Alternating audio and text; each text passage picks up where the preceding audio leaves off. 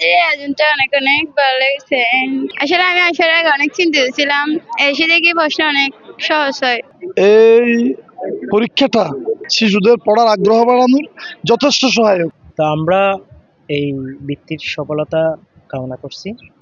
এই পরীক্ষাটা শিশুদের জ্ঞান বাড়ানোর, শিশুদের পড়ার আগ্রহ বাড়ানোর যথেষ্ট সহায়ক। যেহেতু তারা এখানে কিছু বিশেষত্ব আছে, তারা পরীক্ষাটা নেয় এমসিকিউতে নেওয়াতে শিশুদের শর্ট টাইমে উত্তর দেওয়া যায়।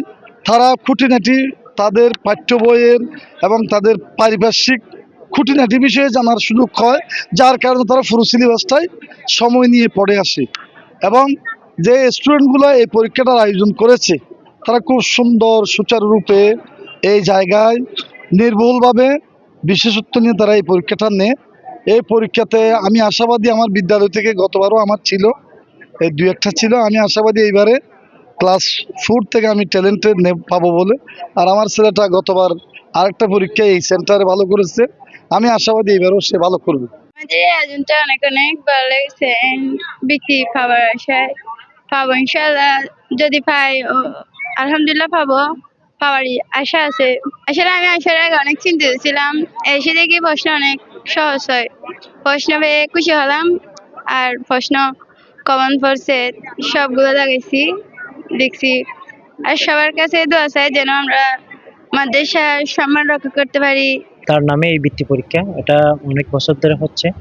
এখানে অনেক শিক্ষাবিদ, সাংবাদিক, ডাক্তার, ইঞ্জিনিয়ার, অনেক রাজনীতিবিদ এখানে এই প্রতিষ্ঠানে এই বৃত্তি পরিদর্শনে আসে। তো আমরা এই বৃত্তির সফলতা কামনা করছি।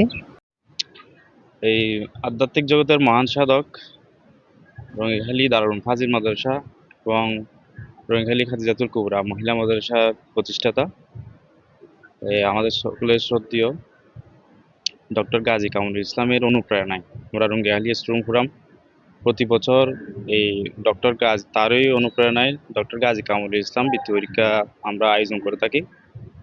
তো এই ধারাবাহিকতায় এই বছরে আমাদের সর্বমোট টেকনাফ উপজেলা থেকে 82টি প্রতিষ্ঠান থেকে মোট 678 জন শিক্ষার্থী রেজিস্ট্রেশন করেন।